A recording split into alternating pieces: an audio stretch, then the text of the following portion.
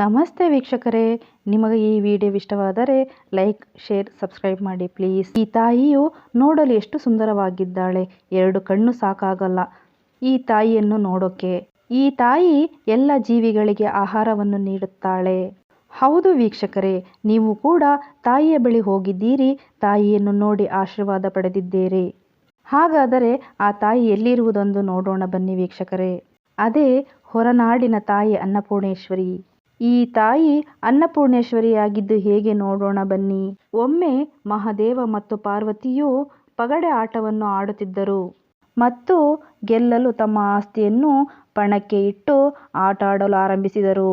ಮಹಾದೇವನು ತನ್ನ ತ್ರಿಶೂಲದಂತೆ ಎಲ್ಲವನ್ನು ಪಣಕ್ಕಿಟ್ಟನು ಮತ್ತು ಕೊನೆಯಲ್ಲಿ ಅವನು ಸೋತನು.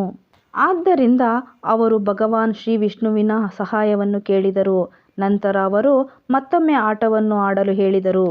ಶಿವನು 2ನೇ ಬಾರಿ ಆಡಿದಾಗ ಅವನು ಕಳೆದುಕೊಂಡದ್ದನ್ನೆಲ್ಲ ಮರಳಿ ಪಡೆದನು. ದಾಳಗಳು ಶಿವನಿಗೆ ಮಾತ್ರ ಒಲವು ತೋರುತ್ತಿದ್ದವು.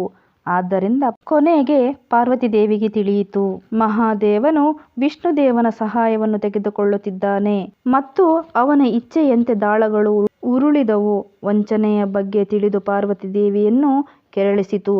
ಆದ್ದರಿಂದ ಅವಳನ್ನು ಶಾಂತಗೊಳಿಸುವ ಸಲುವಾಗಿ ಭಗವಾನ್ ಶ್ರೀ ವಿಷ್ಣುವು ಇದು ಕೇವಲ ಭ್ರಮೆ ಎಂದು ಹೇಳಿದನು.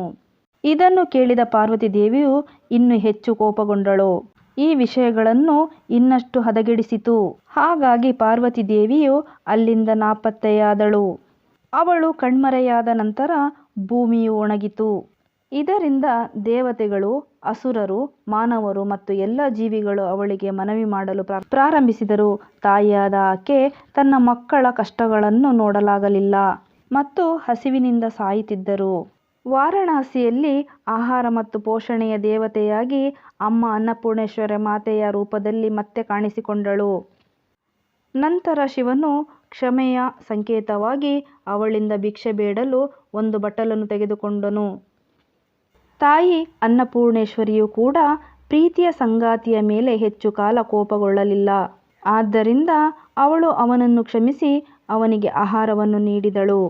ವೀಕ್ಷಕರೇ, ಈ ರೀತಿಯಲ್ಲಿ ಪಾರ್ವತಿ ದೇವಿಯು ತಾಯಿ ಅನ್ನಪೂರ್ಣೇಶ್ವರಿಯಾಗಿ ನಮ್ಮ ಹೊರನಾಡಿನಲ್ಲಿ ನೆಲೆಸಿದ್ದಾಳೆ.